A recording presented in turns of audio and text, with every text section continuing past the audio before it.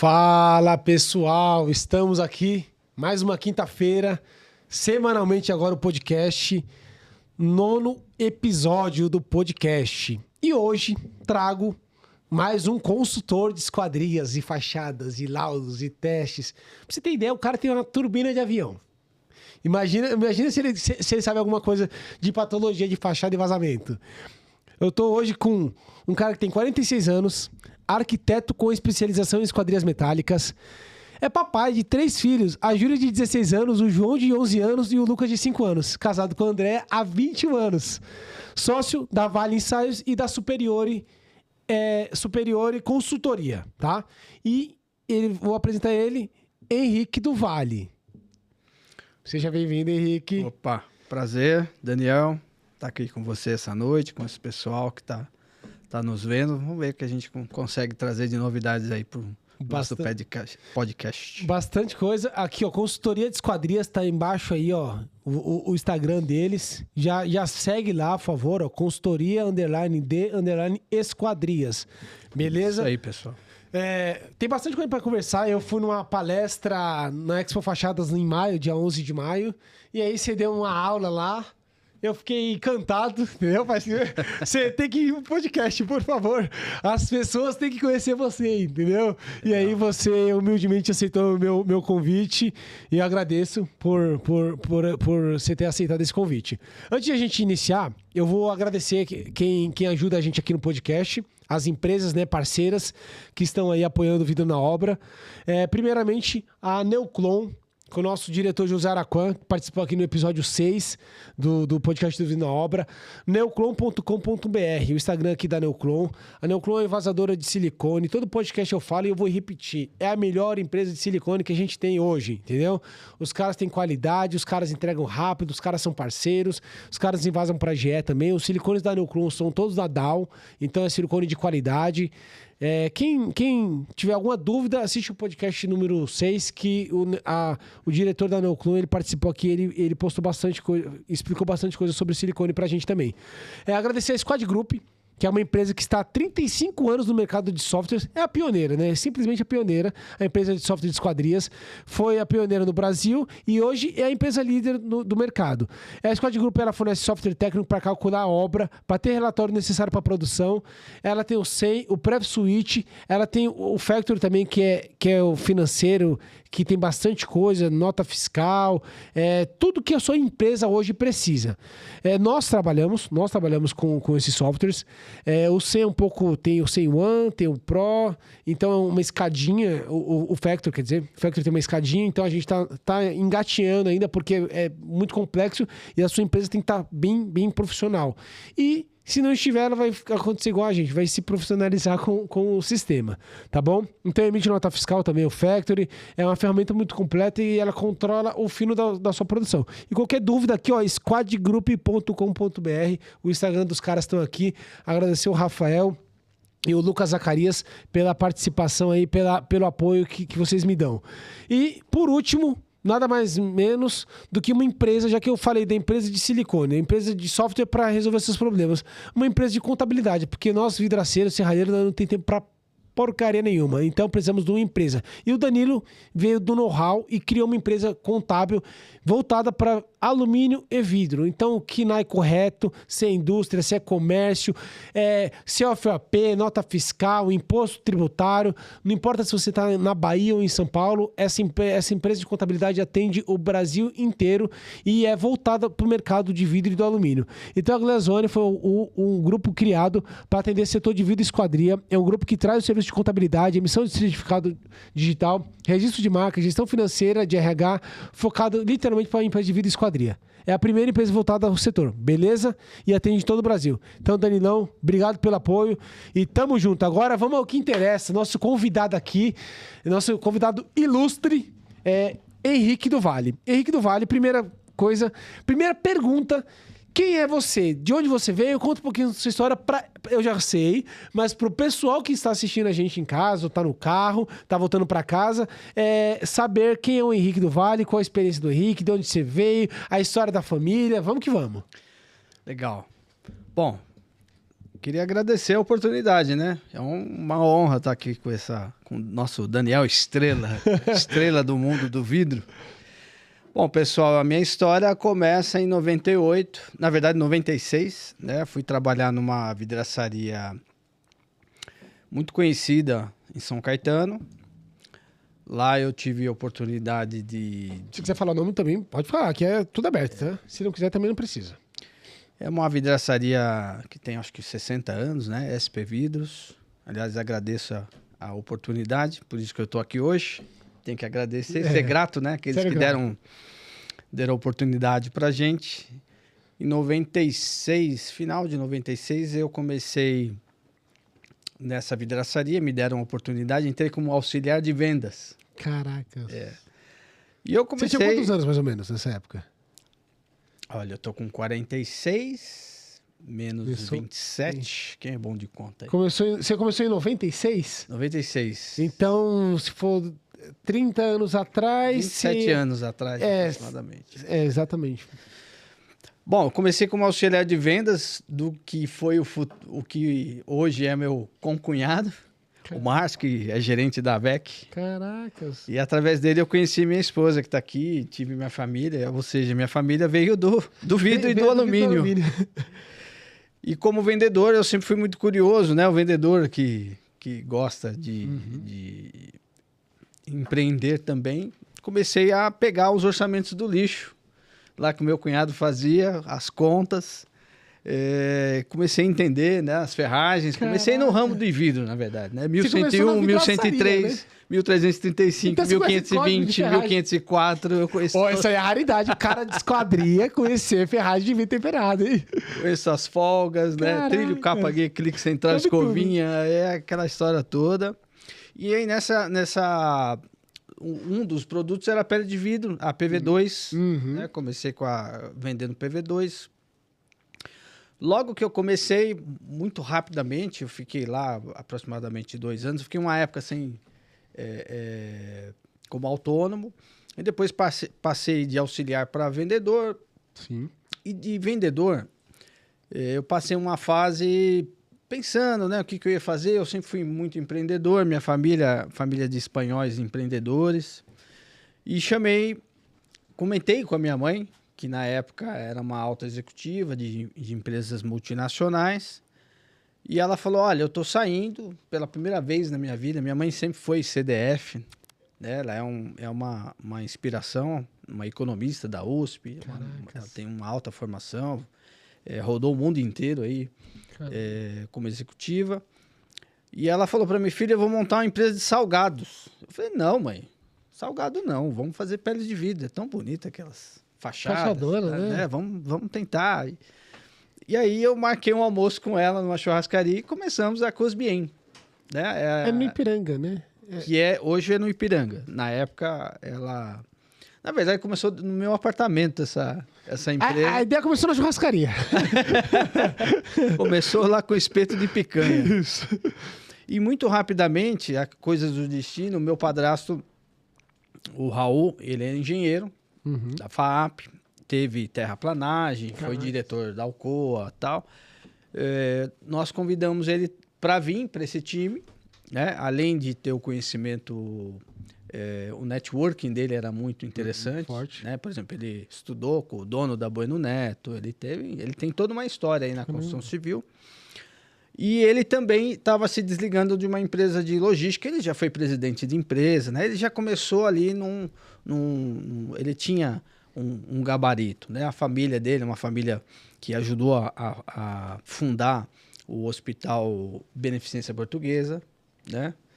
E ele é um cara que é muito especial, cuida da minha mãe até hoje.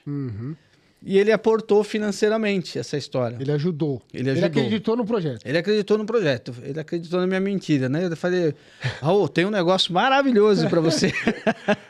Pegadinha do malandro. Pegadinha do malandro.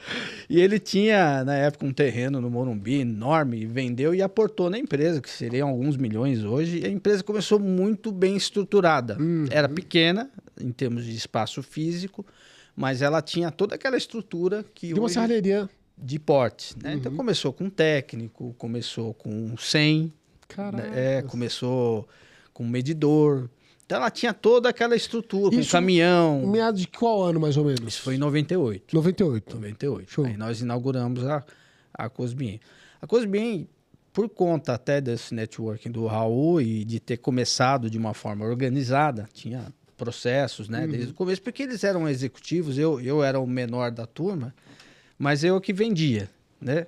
E depois nós tínhamos um sócio na época que acabou saindo, era um sócio técnico que tinha uma pequena participação da empresa, e com a saída dele, né, e com as montanhas de alumínio que sobravam depois que ele fazia o levantamento, eu comecei a perceber que era importante eu ter algum aprendizado. Ter um know-how técnico, né? Know-how técnico para eu poder não falir a empresa, porque toda vez que alguém fazia um levantamento, sobrava lá 3, 4 toneladas de alumínio. Eu falava, meu Deus do céu, desse jeito a gente vai falir. Eu passei por isso aí na última limpeza da empresa. A gente fez uma obra de 9 toneladas, sobrou uma. Eu falei, caralho. Infelizmente, é muito comum esses erros. Uma de barra inteira, tá? De 6 metros. De 6 metros. Pra você ter uma ideia, lógico, a Cosbien teve um crescimento meteórico do mercado, né? Nós rapidamente, em 99, a gente já foi capa da Finestra com uma obra da Rotif, uma obra grande. Na época era o arquiteto Paulo Duarte, que ainda era bem atuante na época. Ele era o consultor, ela foi capa, ela era a sede do Fleury, Laboratório Fleury, né? Foi uma obra que nós tomamos como aprendizado a questão do prazo. Prazo em obra, pega essa, gente, é sinônimo de qualidade. Com todos os desafios que tem uma obra, prazo é sinônimo de qualidade. E essa obra foi uma obra feita com fachada cortina, olha só que invertida, com a tampa para dentro ainda. Olha como o Paulo Duarte ainda estava preso ainda lá no passado, né? Em 98. Uma obra com vidro insulado, uma obra de alta performance, com vídeo de controle solar também ou não? Vídeo de controle solar, vidro insulado, vidro laminado, vidros... os caixilhos tinham lã de rocha, então foi uma obra que pra gente, na época, fizemos com torquímetro. Caramba, trabalhosa, hein? Muito trabalhosa. Foi uma obra... Ela fica ali embaixo do aeroporto, por isso que tinha vidros acústicos, tinha brises presos no caixilho, né? É uma obra completa. Então, ali foi uma baita escola, né? Nós começamos com serralheiros de fábrica já experientes. Então a gente foi... Contratou do mercado. Pegamos do mercado gente muito boa. Então, de alguma forma, tinha uma expertise no pessoal de obra e fábrica, mas a parte de PCP, logística e tal, a gente não tinha. Não então, tinha a gente apanhou que nem criança. E a Rotif é um nome importante, né? Eu acho que deve ter tido alguma... com certeza. Inclusive, a obra era perto. A fábrica foi instituída no Jabaquara. No Jabaquara. Isso. Bom, logo depois dessas obras... E isso daí, você está falando que você saiu na capa em 99, na Fleury. Fleury, ela foi capa da Finestra. Na Finestra em 99. Mas, pessoal, só para você nasceu em 77? Eu nasci em 76. 76. Aliás, 12 de junho de 1976. Quem quiser mandar um presente vai ser daqui 12 de junho, dia dos namorados. Dia dos namorados. É um presente só que André dá. Tá ótimo. É só um presente. Tá bom. Mulher sortuda. Mas assim, porque, ó, pega a visão. Você em 96 entrou lá na SP Vidros. Na SP Vidros. Então você entrou com 20 anos na SP Vidros. Aliás, se o Salvador tiver vendo, né? O Salvador e o Paulo, um abraço para eles. Queria agradecer a oportunidade que eles me deram. Foram corajosos. Com 20 anos na SP Vidros. Com 22, você falou assim, mãe, sei de tudo, vão fazer fachada. Fachada. E assim, com 22 anos, pessoal, eu vejo os caras de 30 anos ainda morando na casa dos pais, aí não sabem nem o que é da vida, entendeu? Você com 22 anos, eu falo assim, vamos abrir uma empresa de fachada. E com 23, você já saiu fizeram uma obra que já saiu na capa da revista. Uma obra de... Então, pega a visão, pessoal. Acorda pra vida. 50 essa molecada toneladas. nova aí. E aí, o que acontece? Nós começamos, como a gente começou certos, mesmo não sabendo, nós começamos certo. Com serras italianas, com prensa. Maquinário bom. Maquinário bom, pantógrafo, tudo certinho, área técnica, área de venda. Vocês tiveram algum consultor para ajudar vocês nisso daí? Como é que foi? Então, nós tínhamos um sócio que eu trouxe dessa empresa, que ele estava saindo dessa mesma empresa que a gente trabalhava junto. Era uma família de serralheiros e ele veio como o nosso consultor, né? E a gente colocou ele numa sociedade, mas durou muito pouco tempo, por questões de visão. E aí eu comecei nessa jornada de fazer obras de alta performance muito rápido. A gente pegou o primeiro prédio, depois o segundo, e foi meteórico o negócio. Caraca. Começou a crescer assim. Exponencial, assim, foi gigante, Exponencial. rápido. Aí eu fiz o Empretec. Nossa, o Empretec foi, achei... Explodiu a cabeça. Explodiu a minha cabeça. E você é formado em arquitetura? Eu sou formado em arquitetura. Mas eu fiz várias faculdades. Como é que você estudou porque o serralheiro não tem como estudar, velho. Como é que você conseguiu estudar? Então, a história é o seguinte. Eu era um cara operacional. Eu não estava formado, era jovem, ainda estava muito confuso. Eu fazia direito nessa época. Olha só que loucura, eu queria ser delegado. Olha, eu tava com a cabeça não sei aonde. Depois eu fiz engenharia, parei. Eu fiz várias faculdades e até... assim, não é... Mas o que eu gostava era de desenhar, porque eu me expresso muito bem desenhando, né? Até hoje, nossa equipe, a gente tem... Lá o brainstorm é todo desenhado. Sim. Meus funcionários desenham, né? Eu falo para eles. Institucionalizou o desenho ali nas reuniões. Eu sempre falo pro pessoal. Nós chegamos, inclusive, depois eu conto um pouquinho disso, a ter um ateliê de desenhos de esquadrias. Caracas. É bem legal isso. Vou anotar aqui pra gente pegar. Bom, aí eu lembro muito bem que eu fui fazer uma obra num shopping. E esse arquiteto ele era da família, inclusive, mas muito, muito profissional. Uhum. E nessa obra foi no shopping Gianópolis. Estava inaugurando o shopping e a gente lá montando uma loja com fachada cortina e tal. E o montador foi embora no meio da obra, assim. E eu... Te abandonou. E a inauguração ia ser, por exemplo, no dia seguinte. Shopping assim, né? Aí fachada cortina, o cara, ele falou, eu vou embora. Era tipo 2 horas da manhã. Eu falei, meu amigo, eu não quero nem saber, eu vou entregar a obra amanhã cedo. Caramba. Peguei a serra, comecei a cortar, cortei o cavalão, cortei a fachada cortina, FC 542, 543... Cortei a contratampa, tinha um japonês que trabalhava com a gente, muito engraçado, o Décio. Aliás, se ele estiver vendo a gente, um beijo no coração dele, ajudou muito a gente. E eu falei, Décio, pega aqui comigo, cara, que amanhã vai ser a inauguração, você já imaginou o mico faltando vidro na vitrine? Putz. E eu lembro como se fosse hoje, o vidro veio só filetado, e aí uma peça era maior que a outra, veio no caminhão, ela veio mal calçada e um vidro riscou. Nós tivemos que polir o vidro instalado. E eu que instalei esse vidro com mais uns peões. Olha, eu já passei um perrengue danado.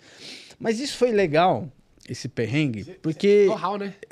esses perrengues todos, essa sobra de obra, esse montador que foi embora, quem media, ele foi me forjando. Porque eu tinha que fazer, eu não tinha outra alternativa. Você não tinha outra opção. Não tinha outra opção. Eu lembro que chegou um lote de ancoragens que eu... não tinha quem furasse, eu varei a noite, eu e esses japoneses me ajudavam. Furo bilongo ou furo normal? Não, eu faria furo normal. Quando era PV2, a gente fazia 2 furos na ancoragem. Ah, tá. Né? A gente fazia 2 furos para dar regulagem, né? Na PV2. Então, eu tive a oportunidade na Cosbin, foi uma baita escola. Porque, assim, eu lembro que nós pegamos, por exemplo, em 2000, 2001, o Shopping Taboão da Serra. Caraca. Então eu fiquei na serra, cortando, usinando, né? Porque a gente fazia... Era uma linha até era uma linha da Belmetal. Grid Sky. Uma porcaria ali. Ainda bem que a Belmetal não tá mais ouvindo isso. Mas ali era uma merda. Era um perfil, tipo de fachada cortina com olhar invertido para baixo. Sim. Uma contratampa, uma tampa e uma lateralzinha para você vedar.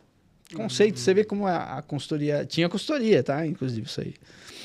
E aí eu cortei, fazia os encaixes, as espigas lá na serrinha, né? E o engenheiro passando borracha, fiquei inaugurar. Caralho. E aí ia ter a festa da comieira no shopping. Putz. E o engenheiro falou, cara, eu vou passando borracha, você vai uns 30 peão lá carregando o vidro. E nós colocamos 700 metros quadrados em 2 dias. De skylight. Muita coisa, velho. Não tava vedado, mas só pra... Mas vocês encaixaram. Só por causa da festa. Então, eu fui passando esses venenos a minha jornada inteira. Caramba. Mas passei um monte de veneno. Inclusive, nessa primeira obra nossa, nós tivemos um acidente lá com a Santa Marina na época, mandou alguns vidros sem filetar. Eles não shopping? Eram lapidados. O do shopping? O do Laboratório Fleury. Ah, do Fleury. E esse vidro caiu num braço de um funcionário nosso. Nossa, foi uma coisa terrível. Mas cortou o braço. Cortou? Não amputou, mas foi um negócio bem... Mas você perdeu o movimento? Uma parte. Caraca. Foi bem... Várias cirurgias. Nós tivemos o impacto, né? Na época não tinha muita... A questão logística que tem hoje, naquela época não tinha. A gente fazia muito na mão, no mangote, né? Inclusive tem um fato curioso. A Cosben começou também com vidro. Então a gente cortava... Você fazia... eu pegava... Beneficiamento próprio. Beneficiamento próprio. A gente comprava da PKO, cara. Caraca. Os vidros vinham da China. Eles eram verdes. Eles eram... O incolor era verde. O incolor era verde. Eu tomei até um processo uma vez por causa disso. Caramba. Mas isso não foi por causa do vidro, não. Foi porque o cliente era pilantra mesmo. Falou que o vidro estava esverdeado. Sempre tem, né? Sempre tem. E a gente cortava, lapidava, tinha Person Bouquet, a gente... tinha as pneumáticas para polir os recortes. Então, caraca, cara, a gente foi bem raiz. Tinha Macveto 44 para fazer... 44, também. A clássica, né? A clássica, né? Quem nunca teve, né? Então, eu aprendi a lapidar vidro, cortar, tudo porque sempre dava algum pepino. Alguém faltou, você tinha que ir para lá. E eu ia para lá, porque a gente não podia deixar a peteca cair. A minha família tem uma característica que é bem comum, que é de não ter medo de trabalhar em nenhum setor. Eu lembro que uma vez eu estava dirigindo um caminhão, né, lotado de alumínio, e um ex-chefe meu me viu dirigindo um caminhão, e ele fez assim para mim, né, porque eu trabalhava na área comercial. Ele falou, meu, que esse moleque tá louco, tá dirigindo um caminhão. Esse cara é louco da cabeça. Mas se precisar fazer, você faz. Inclusive, meu cunhado, toda vez que tinha festa de família, eu estava trabalhando. Porque vida de quem mexe com obra, sabe como é que é? Domingo a domingo, né? E aquela pressão de entrega, de receber, né? A famosa medição que precisa sair. Você tem que sair a medição. Se não entregar para não medir amanhã, não recebe, recebe daqui a 30 dias. Eu lembro que o Paulo Duarte, depois dessa obra, essa obra que nós temos para a Rotif, ela atrasou, mas ela ficou um brinco. A qualidade, a nossa inocência fez a obra ficar era um negócio espetacular. Assim, se olhava, hoje que eu tenho a noção, né, melhor do que a gente fazia, foi uma obra assim que ficou um brinco. Inclusive... Capa de revista mesmo, né? Capa de revista. Inclusive, nós nem voltamos lá para ver vazamento. Patologia nenhuma. Foi uma obra feita com muito carinho, né? A gente teve muita aptidão para contratar as pessoas para fazer a obra e tal. Paulo Duarte ajudou bastante.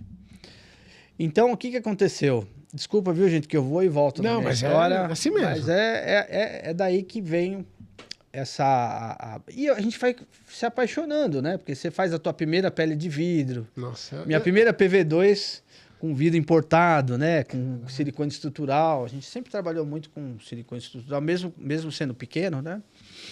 E aí a minha história foi o seguinte, eu fui indo nessas obras e fui surgindo, a primeira, em 2001, a Atlanta 2, ela foi lançada. Eu fiz uma obra na Berrine, né? O Raul fechou uma obra de 7 mil metros quadrados, uma travessinha da Berrine ali, da Paulo Eduardo.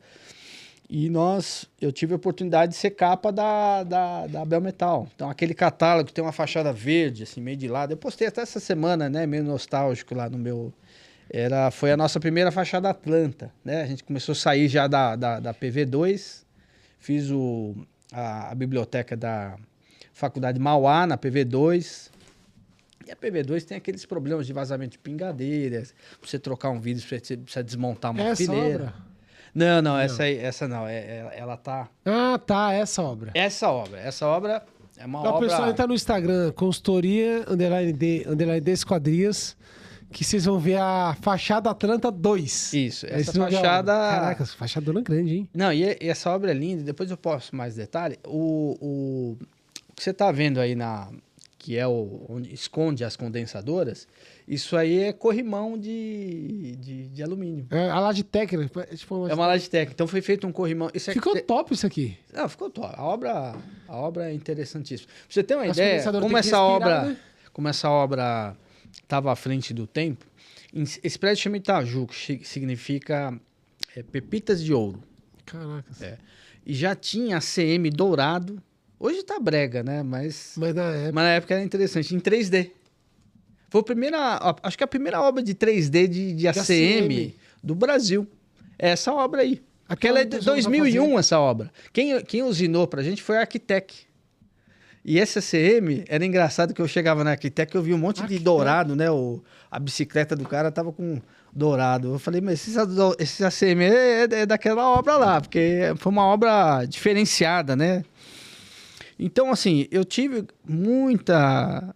fui muito agraciado, né? Eu acho que o nosso galpão hoje é no galpão antigo da Arquitec. Ah, é? Então eu sei onde que é. Fui muito lá. Né? Eles mudaram a crescer. Na verdade, a Cosbin começou junto com a Arquitec. Caraca. Tanto é que o primeiro... eles tinham umas portas de vidro, eu que fiz lá, eu cortei, lapidei lá na empresa. Atrasei, tomei uma rabada do Décio, na época ele era sócio ainda lá do Rodrigo. E a coragem, né, cara? Puxar colar de vidro. Eu fazia loucura. Tudo na mão. Loucura. Vidro de 3 milímetros, de 4. Você na mão, né? Tudo na mão. Meu era tudo, né? Ainda com pneu para descarregar os colares de vidro. Eu fazia loucura. E não dava lucro, porque a gente, na verdade, essa inocência, né? A gente quer empreender. Embora meus pais, eles eram executivos, com boa formação, eu era o maluco da história, né? E eu que ficava lá na fábrica, mão na massa, etc, etc. E tive bons exemplos deles. Hoje, se você for na Cosbin no sábado, eles estão lá trabalhando até hoje. Minha mãe é renal crônica e ela não para. Ela é segunda, quarta e sexta, ela tá no hospital, mas tá lá trabalhando. Eu nunca vi minha mãe parar. Só o dia que ela teve um coma, e ela parou um tempo, depois quando saiu do coma, já acordou com a corda toda. Caramba. Então, eu tive uma família. Uma família também, né? A estrutura ajudou bastante. Muito. Tá, mas calma aí. Mesmo assim, você fez uma obra, primeiro da Fleury, aí depois você me fala dessa obra da fachada Atlanta 2 ali, que, primeiro que não era fácil. Eu não vejo que é tão simples assim, vender uma fachada, eu fui lá, instalei, o pessoal olha na revista, na foto, parece que não teve problema, é lindo e maravilhoso. Não, teve muito. Aliás, em problemas engraçadíssimos. Então, é onde eu vejo que às vezes a gente passa raiva com pequenas coisas, às vezes umas esquadrias, umas integradas, umas fachadinhas pequenas. Uma obra dessa deve ter muito problema operacional, com obra, com atraso, com medição. Ainda mais naquela época, que às vezes a mão de obra era mais difícil de achar ainda. Não tinha software, talvez... a gente fazia hoje. Como é que funcionava assim nessa época, assim, 2001, 2002, isso aqui? Isso, né, 98, 99, e isso tinha outras obras em andamento. Nós fizemos, por exemplo, uma obra icônica que foi a Unixul. Foi o Paulo Duarte que projetou uma cobertura de 1.200 metros quadrados, que saiu na Finestra também. Eu tenho essa revista até hoje. Feito com fachada cortina, meia chapa de vidro de 16 milímetros. Aliás, era escalonada, era 16, 14 e 12 milímetros. Uma obra que eu chegava de manhã, media de eixo a eixo as colunas de fachada cortina. Ia lá. Aí eu batia, dava, que era a chapa, né? 1.600. Meia chapa. Quando chegava à tarde, tava com 1.625. Dilatou. Não, e aí pra eu descobrir isso? Eu chegava no empreiteiro e dava um esbregue no cara, porque eu sempre fui o cara, que é o seguinte, que é uma característica que a gente carrega até hoje. Eu sou bem Tomé, mas Tomé no nível que você não imagina. Então eu batia lá e eu subia naquela estrutura alta, né? Tinha quase 20 metros de altura. A gente subia com medo, né? Porque eram umas vigas. É uma obra... Depois eu vou até postar no Instagram essa obra, quem estiver ouvindo a gente, que é uma obra bem interessante. Legal. É uma obra curva, assim, ela faz uma onda, é um skylight. Ele fica ali no Tatuapé. No Tatuapé? Chama Unixul. É um prédio tombado, maravilhoso o prédio. Foi feito um skylight gigantesco, 1.200 metros quadrados, e o entorno eram umas peles de vidro. É um projeto muito doido do Paulo Duarte também, com Cruxim, o arquiteto Cruxim, que é bem conhecido também. Aí você subia nas vigas. Eu subia lá, me batia eixo a eixo, né? A fachada cortina. E tava diferente. E nós ficamos 15 dias. Nessa briga. E eu brigando com o empreiteiro. Falei, o que você tá fazendo aqui, cara? Pra você ter uma ideia, as vigas pra gente... O Paulo Duarte, ele projetou 2 cantoneiras de fachada, né? Daquela fachada o que é a Citar 1, né? Que já foi linha FEAL, já foi um monte de linha, essa hidro também. Hidro. E a fachada cortina. E o que estava acontecendo? A gente descobriu que estava dilatando aquela estrutura gigantesca. A gente furava. Sol desgramado de manhã. A gente furava com uma furadeira de bancada com base magnética, lá em cima, no alto, sentado na viga. O camarada que tinha hemorroida, coitado, fritava o cara. Então, a gente aprendeu... E o Paulo Duarte, ele fazia umas coisas malucas, né? Ele colava vidro com cantoneira, silicone de estrutura. Eu tive que alugar um galpão. Imagina você botar 1.200 metros quadrados. Não dava para empilhar, porque era só 2 cantoneirinhas coladas, que nem a CM. Uma cantoneira colada e outros, um monte de pedacinho de cantoneira para fixar dentro da fachada cortina, tarucel e silicone. Aliás, nessa obra eu aprendi daquele jeito. Eu vedei com silicone estrutural a fachada. Puta, eu voltei lá, tava vazando tudo que tinha rasgado. O silicone duro, né? Não tem elasticidade nenhuma. Então ele não é apropriado para isso. Aliás, quem tiver, pega mais uma dica aí. Não vede com silicone estrutural. Estrutural é para aguentar carga. Exatamente. Né? Pressão de vento e carga acidental. Então, aí eu fui fazendo esse monte de obra. A gente chegou a tocar 30 obras por mês. Quanto tempo você gastou por Porque a gente fazia obra pequena. Só que aí tinha obras que demoravam 1 ano, 6 meses. Isso, aquelas obras rápidas que você ia lá com o caminhão, deixava a equipe, que é bom, né? Girava, né? Então, isso que você faz um pouco, a gente fazia lá. Às vezes tinha obra que a gente só cortava e levava vidro. Entendi. Tinha obra que eu fazia porta, box. Nossa, eu fazia de tudo. A gente tava meio assim com a metralhadora na mão. O que não é legal, você tem que ter foco. Tem que ter foco. Né? A empresa tem que ter foco. Aí a empresa meio que foi migrando para obras de alta performance, né? Prédios altos, fomos conhecendo os outros consultores. Fiz muita obra do Mário Newton. Né? Porque na época o preço da Cosmilha era muito competitivo. Então em 2004 eu fiz minha primeira fachada unitizada. Caramba, 2004? 2004, cara. Aliás, foi para Rotif também. Eu cheguei a ter todas as obras da Rotif. Ela tinha 5 obras, foi uma época de recessão. E todas as obras a gente que fazia. Então tinha uma qualidade, a empresa estava bem capitalizada, bem estruturada. A gente foi pondo técnicos, medidores, foi bem interessante. E eu acompanhando, eu fiquei nessas obras. Então você aprendeu na porrada, velho. Na pancada. A primeira unitizada minha, eu fiquei na obra, inclusive. Essas obras todas, eu ficava na obra. Além da sede que eu tinha de aprendizagem, eu gosto muito do que eu faço. Então eu fazia por prazer, né? Coitada da minha esposa que está aqui, ela ficava sozinha nos finais de semana, a gente não tinha filho e ela aguentou o rojão aí, né? Tudo isso graças a ela por ter aguentado essa loucura que era a minha vida, né? Então eu ficava de domingo a domingo. Eu lembro que em 2003 para 2004, a gente ainda estava no balancinho, na pedalada, né? Cada um de um lado, Inclusive a gente pegou o de catraca. Tinha um que era um cano com uma catraca. Esse eu não conheci. Puta, esse era terrível, cara. Isso aí foi até banido, né? Tinha um funcionário que ele baixou a catraca pra catracar. Descarrilhou. Ela saiu e bateu no queixo dele e ele quase perdeu a língua. Nossa. Então nós pegamos a época da cremalheira com cabo de aço que caía direto. Essa obra, inclusive, caiu. Então, todas essas obras eu fui aprendendo demais. Essa primeira que é capa aí da Belmetal, para você ter uma ideia, olha como é que eu tive que aprender a medir. Tinha um projetista que trabalhava lá, eu lá tocando a obra, falei, ô fulano, não vou falar o nome dele, manda a veneziana, ele tava lá na fábrica ou na obra. Era uma aprumada de veneziana. Cara, quando eu instalei a veneziana, vezes 0,60, bronze 1003, eu lembro certinho, até a medida ela tinha 3.225.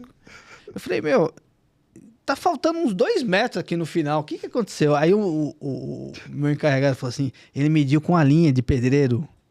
Ele descarregou a linha, que nem pipa, e foi enrolando na mão e contando 1 metro, 2 metros. Nossa! Que loucura. Mas tinha quantos andares isso aí? Um prédio não muito... Deu uns 20 e poucos anos. Eu não lembro exatamente. 20 andar vezes 3, 60 metros. 60 metros. 60 metros, errou 3, tá bom pra caramba. Só um andar. Nada.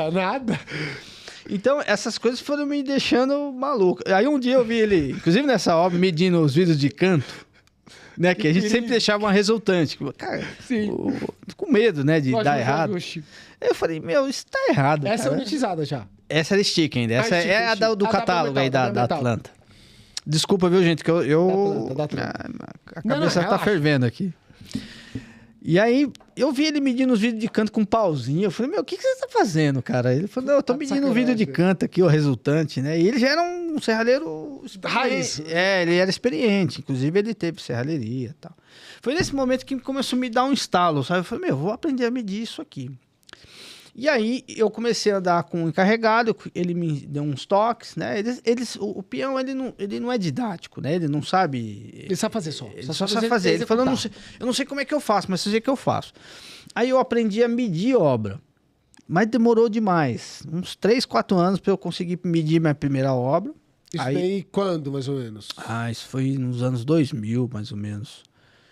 E aí eu comecei a pegar confiança. Porque medir fachada, eu vou falar um negócio pra você, hein, meu? O cara tem que ser pró, hein? Eu não tô falando que eu sou pró, mas eu tô falando que... não é fácil, não. Não é fácil. E é difícil você achar medidor bom, né? Confiável. Hoje isso aí é pedra rasa. Você que tá me ouvindo aí, se você tiver um bom medidor, segura ele. Segura, paga bem, viu? Paga bem. O cara. Né? Essas empresas de ponta, Luxalum, eles têm esses caras na manga aí, que isso aí é o pulo do gato. É um dos, né? É um dos. E equipamento também, né? E equipamento. Então, essa trajetória de ficar na obra, minha primeira unitizada, eu fiquei dentro da obra, foi infernal. Né? Era o Mário Nilton. O irmão do Crescencio trabalhava na Rotif, estava dentro da obra. Ele deve estar me ouvindo aqui, ele sabe o quanto ele infernizou a gente lá. O Mário Nilton contra a gente, porque ele tinha a patota dele, imagina, uma empresa nova, pegar uma fachada unitizada. Nem ele sabia o que estava fazendo, porque era uma fachada unitizada pendurada para fora. Os módulos tinham 1.250 por 2.500 e alinhada com uma fachada de pedra de granito, ali na Berrini. Uma obra super difícil. A Luxalum estava fazendo uma obra e a gente fazendo a outra. Eram 2 torres? Eram 2 torres gêmeas. Uma do lado e a nossa ficou melhor. Olha só que loucura, né? Por quê? Porque a Luxalum com mais know-how de anos. Muito mais know-how, mas o empreiteiro não tinha nem broca. Eu lembro que o empreiteiro era meu amigo, ele ia atravessar. O meu almoxarife era perfeito. Lá tinha na broca Hilt, lá na obra. Eu sempre fui muito planejado, né? Então eu tinha broca SDS 14, 316, 532, 1/8.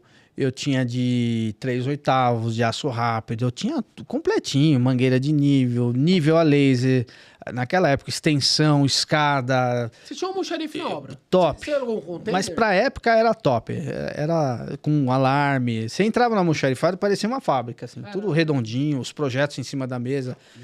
Uma outra dica aí, que vai uma dica pra galera aí, a gente começou com um projeto. Então a empresa que para usinar um pedaço de cantoneira, ela tinha um projeto. Tinha um projetista lá desenhando e tal. Então, é uma empresa que já nasceu com aquele espírito de uma empresa grande. De organização e tal. Então, isso me trouxe uma bagagem bem interessante. Aí, fomos fazendo muitas obras, né? Eu fiz mais de 400 obras lá. Obras pequenas, médias, grandes. E eu sempre fui muito inquieto, né? Sempre fui aquele cara, né, desbravador, assim, né? E maluco, né? Eu lembro que a gente pegou uma obra, um prédio do Silvio Santos, né? E o Raul chegou pra mim, não, nós vamos fechar a rua com o CET, com não sei o quê. Eu falei, Raul, nós viramos uma noite lá na obra, eu e uns malucos. Eu tinha uma equipe ninja, né, que a gente chamava, que era todos os caras loucos, assim, que topava tudo, né? Eu tinha até um caixa 2 só pra alimentar esses caras. E aí nós viramos a noite lá soldando a estrutura, não precisou nada de CT, economizamos pra caramba. Então, a gente fazia umas coisas que era muito legal. A gente passou uma boa fase fabricando na obra, né? Quando, em 2001, a Algrade voltou pro mercado, aproximadamente essa época, 2000, 2001. A Rotif resgatou esse cara para fazer aquele Bank Boston. E esse cara trouxe o primeiro centro de usinagem, máquina duplo cabeçote, e ele fez tudo embaixo da obra. E eu fui lá ver, né? Eu falei, cara, vamos fazer isso também. Serralheria na obra, né? Porque a logística é zero ali, assim, se você comparar com trazer da fábrica e tal, é só vertical, né? Você só vai andar ali praticamente. Tinha empilhadeira na obra. Os caras, animal. A Algrade era referência, né, cara? Os caras, incrível. E aí eu peguei essa visão e comecei, eu acho que eu montei, sei lá, umas 20 fábricas, assim, em obra, né? Assim, foi em obras grandes, né, que eu tive oportunidade. E a gente tocava muita obra. Nossa, a empresa, a gente chegou a cortar umas 30, 40 toneladas por mês, assim, né? Nos picos e tal. Isso de uma forma frequente, né? Para a época, era um número expressivo, né? Aí a gente estava num espaço pequeno, a gente tinha várias fábricas. A gente tinha uma em Santa Amaro e 2 no Jabaquara. Eram 3 fábricas operando. Né? E você estava com qual a quantidade de equipe, mais ou menos, na época, assim? A gente devia ter uns 80 funcionários, mais ou menos, na época. Fora empreiteiro, né? A gente tinha muito empreiteiro, né? Que ajudava, né? O empreiteiro que se diz é tipo um coordenador de obra, que se diz. Não, empreiteiro é um instalador. Tá. É o cara que... tá terceirizado. Terceirizado. Um terceirizado. Que tem uma sua equipe com mais 6 ali. Mais 6 caras, 10 caras. Entendi. A gente tinha muito disso. Bom, essa fachada unitizada me deu um puta know-how, né? A fachada, pra você ter ideia... Isso em 2004, unitizada. 2004. Aí fomos pro ITEC, a fachada caiu. Ela despencou das ancoragens. Você instalou no Tinha um erro de projeto do Mário Newton. Um erro gravíssimo de projeto. Aí eu pedi pro senhor Nelson Firmino, engenheiro Nelson Firmino, que... Caramba, ele era um puta calculista. Todo cara que eu converso fala do Nelson Firmino. Ele era um calculista incrível, né? Aluparts, né? Aluparts, né? Ele foi uma peça importante pro mercado. E aí ele calculou para mim uma ancoragem auxiliar, né? Onde que ele errou no projeto? Aí fica outra dica aí. É aquele projeto teórico, que não vê desnível, não vê desaprumo. É perfeito. Ele é perfeito, é como se fosse a obra reta, né? Aliás, eu descobri que tem uma norma para desaprumo, que é bem interessante, depois a gente pode falar disso. Não sabia não. É bem interessante, né? Tanto é que a gente aplica isso em projetos, né? Nós projetamos hoje desaprumado e desnivelado. Se você pegar um projeto meu, você vai ver calço na ancoragem, você vai ver um arremate maior, corta-fogo maior. A gente é diferente. Caraca! É o único. Eu nunca vi isso. Porque, na verdade, como eu tocava a obra... projeto de tudo que é consultor aí. Cara... Dá uma olhadinha no nosso aí, quem estiver ouvindo aí, guarda com carinho, porque esses projetos aí, eles valem ouro, né? Caraca. Os chumbadores são maiores, então você vai ver que o nosso projeto ele é diferenciado. Porque é de quem fez obra. É de quem fez obra. Quem fez obra. Esse é o fato. Isso. E essa unitizada foi interessante que assim, a gente descobriu que tinha um defeito na linha da forma como ela foi concebida. Né? Como ela estava pendurada para... como é que era a fachada? Era uma ancoragem, parecendo uma cantoneira presa no peitoril, a cada 1,25 m, ela tinha uns 300 milímetros, e aquele perfil calha da unitizada entre vãos, apoiado nessas ancoragens. Então, como teve um desnível de uns 40 a 50 milímetros, né? O que aconteceu? Esse perfil calha, ele deu um balanço, né? Ele criou um momento fletor muito grande. Deu um momento ali, e aí na hora que deu a pressão de segurança lá no ITEC, estourou o painel. Aí descobrimos que tinha um defeito no projeto. Então, ainda bem que fez o teste, né? Foi fundamental. Porque se tivesse feito o teste... Ia cair a fachada. E a fachada ventilada, né? Então, acho que também isso foi um pioneirismo, né?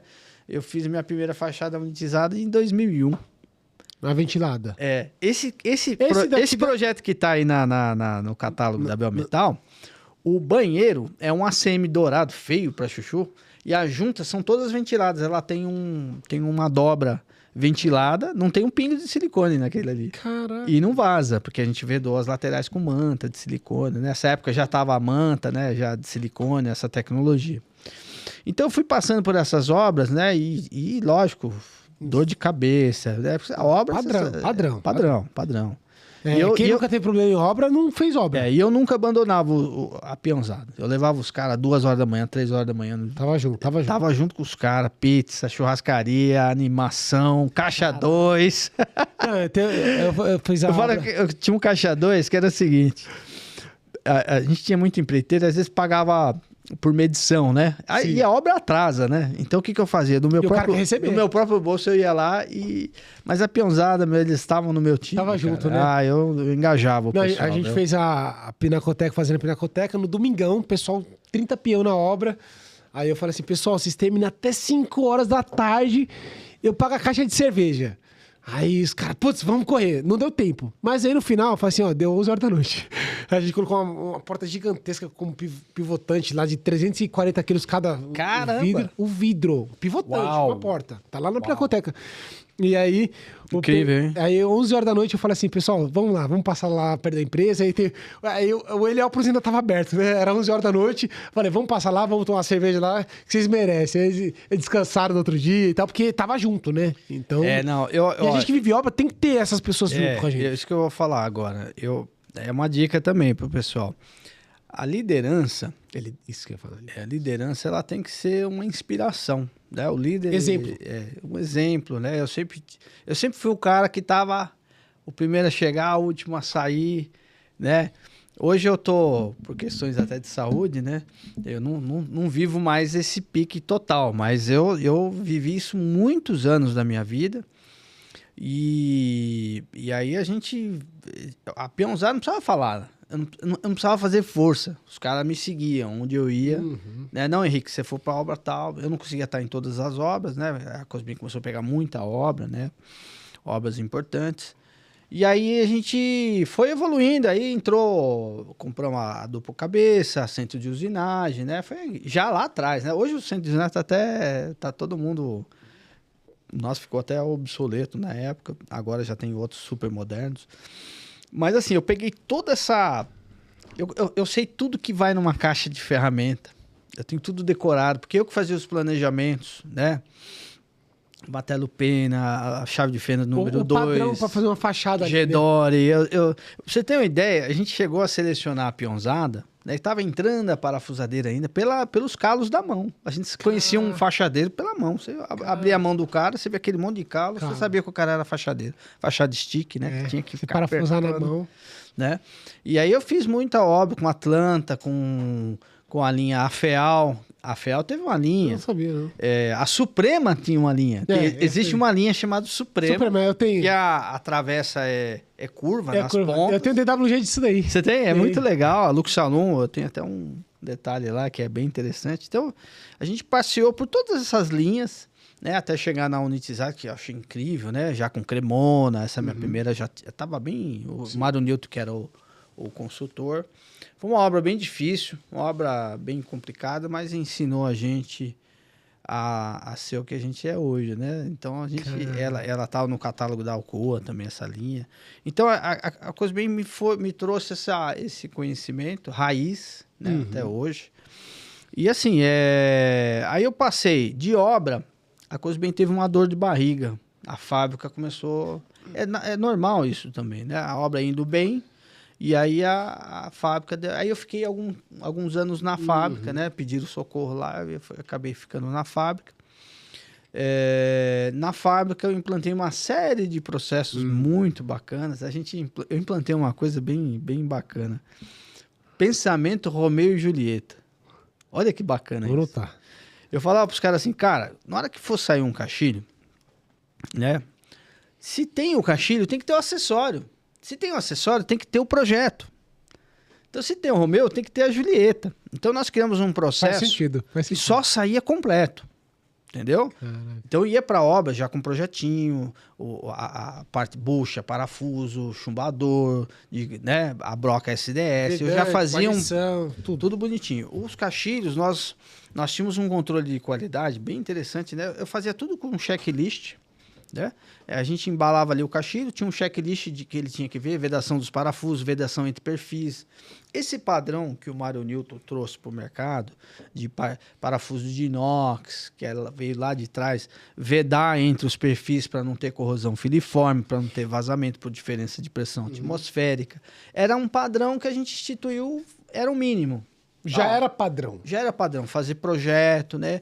Eu ensinei, no final da linha de produção, tinha um rapaz que eu ensinei ele a contabilizar o caixilho desmontado, né? Ele pegava um marco da linha Gold, desmontado, né? Falava, ó, aqui vai 2 parafusos assim, vai o silicone, vai o álcool, vai... Aprende. E o cara aprendeu e era incrível, né? Então ele pegava desmontado, ele sabia que aquele lá era a porta PA01, né? Que o trilho tinha 5.225, mais o marco 1414, ele sabia a largura total do vão, né? Porque a gente tinha uma folga padrão, 3,3 e 4 em cima. Então, isso me deu a bagagem, fiquei anos nessa fábrica, implantei vários processos, o RG nas listas de corte, PCP, implantei um sistema que é da área automotiva, de controle de qualidade. Então, eu fiquei anos, 6 anos eu fiquei com um caderno, que eu fazia anual, de todos os defeitos que eu tinha. Todos os problemas. Tipo um manual de não conformidades. Não conformidade, aí eu ticava todo dia, religiosamente. Eu tinha uma disciplina que, pela paixão do alumínio. Então eu consegui perceber aonde a gente estava errando. Aí eu cheguei na conclusão que a área técnica errava muito, né? Não só a medida, como erro na lista de materiais. Lista, sempre prioridade e tal. Aí eu comecei a conferir as listas. A minha mesa era uma pilha assim, de lista. Eu conferia várias listas de corte no 100, né? Tudo manualmente. Eu sempre fui um cara meio analógico, né? Os desenhos eram tudo feito à mão e tal. Bom, aí eu vou antecipar um pouquinho que o tempo tá voando. Não, relaxa. E eu vou... Tá voando mesmo. Tá voando, né? Tá bom, que a história é longa, né? Tô falando 27 anos, resumindo não aqui. É a primeira vez, a primeira, mas não é a última, não.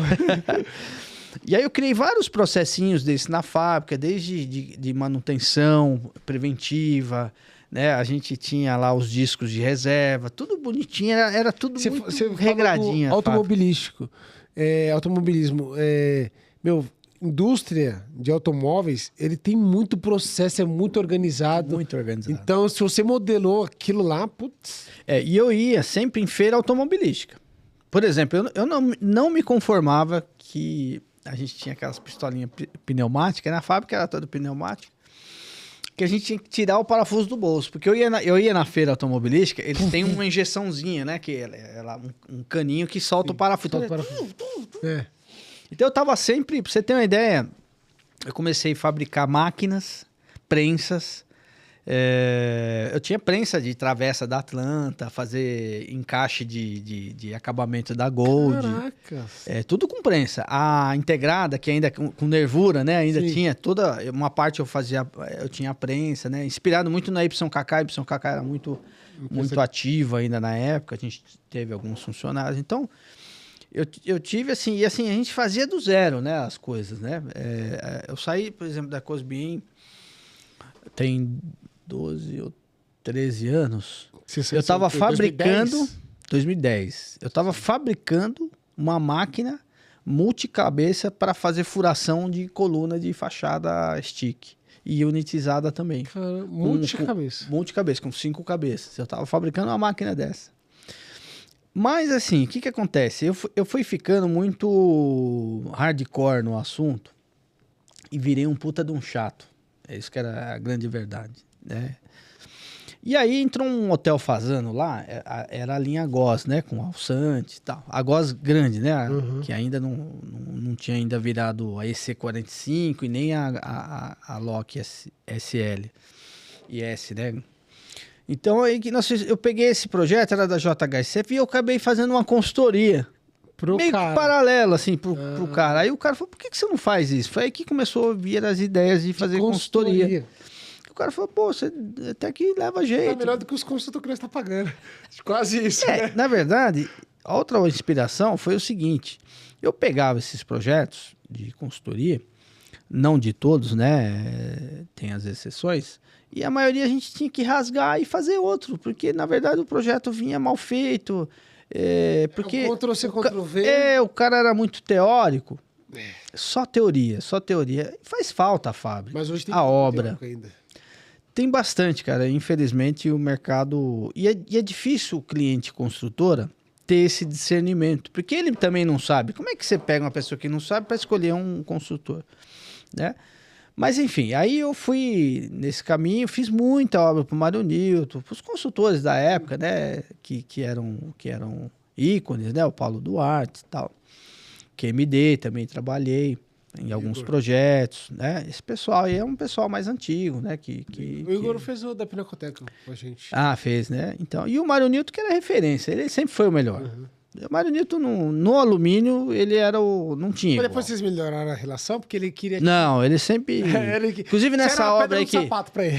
Na pedra no sapato e outra assim, ele tinha a gangue dele, a gente tinha a nossa e a gente tretava mesmo, né? Isso que é da hora. Inclusive ele tinha um fiscal lá que... Nossa, deu um puta de um rolo. Eu Gostava. quase matei o cara na obra lá, porque ele veio falar da minha colagem. Bom, nessa obra aí do Amortizada, né? 2004, ele condenou 90 módulos com 3 vidros, porque a junta tava com 3 milímetros de diferença. Então ele fazia de tudo para dar errado. Ele tinha um método que hoje não funciona mais, que é governar por conflito. Então ele criava um conflito, ele entrava na reunião, ele nem olhava na cara do serralheiro, ele ignorava a gente, ele olhava só pro cliente. Então ele tinha esse jeito, né? Infelizmente ele acabou, em alguns momentos da vida dele, eu tenho certeza que ele colheu o que ele plantou. E esse método não funciona mais. Então, o que eu fui percebendo? Eu fui percebendo o seguinte, né? Eu falei, olha, se a gente criar uma empresa de consultoria com um método de ensinar do zero, é o pouco que a gente sabe, né? A gente não sabe tudo, né?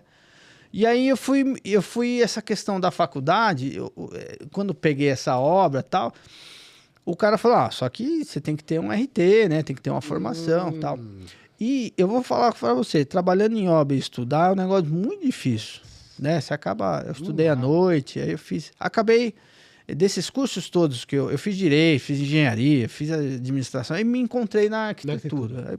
Eu fiquei apaixonado, né? Porque ela tem um lado da história, né? Da delicadeza do desenho, da poesia, que é um negócio que eu era muito chuco. Eu era o peão, né? Aquele... Mão suja, eu almoçava com a mão suja, né? Não parece, né? Hoje você fala comigo, você fala, esse cara tá mentindo. Você sempre tá bem alinhado, né? Hoje porque a profissão pede, né? Eu tô vivo em construtora e eu tenho que... Então, quando a gente foi montar a Superiore, eu sou cristão. Teve uma pessoa da igreja que falou assim, eu tive um sonho. Eu via, você tem um projeto. Essa pessoa falou para mim. E eu via Deus pegando o seu cartão em formato de barras de ouro e jogando assim no mercado. Ela falou assim, monta a sua empresa que vai dar certo. Então é Superiore porque foi uma revelação divina. Superior. Então não é porque a gente... Caraca. E a gente juntou o útil ao agradável, né? E é com 2 P's, porque eu tava passeando no mercado, aí eu olhei numa prateleira de macarrão, tinha uma marca de macarrão escrito Superiore com um P. Aí eu falei, agora eu vou ter que pôr P. Mas veio disso e de uma obra também que eu fiz uma consultoria para uma obra que até não evoluiu, o Mackenzie. Ele tinha um caixilho feito pela Fichet, muito complexo, muito além do tempo, né? Muito avançado, muito evoluído. Ele era feito com massa, mas tinha persiana dentro. Os cantos eram curvos, o vidro era insulado e ele era basculante. Nossa! É muito complexo, com básculas enormes e eles iam fazer com 2 cores. Então também veio essa ideia, Deus foi me dando inspiração e aí fechou a conta quando essa profeta de Deus aí falou essa história. E aí nós começamos, né, ali num escritório ali no Ipiranga, na rua Vieira de Almeida, e uma sala humilde, né, tinha acho que 25 metros quadrados. Caraca. Mas no primeiro ano a gente já deu uma decolada. Eu lembro que eu fiz uma promoção, olha que loucura, né? Eu já me desliguei da Cosbien, foi um...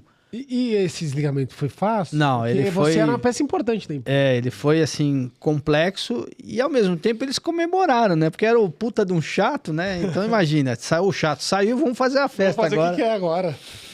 Mas, enfim, foram anos muito bons, né? Você fez uma promoção lá. E aí eu saí, montei a Superiore, não tinha projeto nenhum. né? A gente não tinha nada para fazer. Cara e coragem, né? Empreendedor, esse é o empreendedor brasileiro. Esse é maluco, né? E a gente não tinha filhos ainda, né? Então dava para fazer isso, porque a conta não era tão grande assim, né? E se precisasse comer um PF de R$10, na época era R$10, né?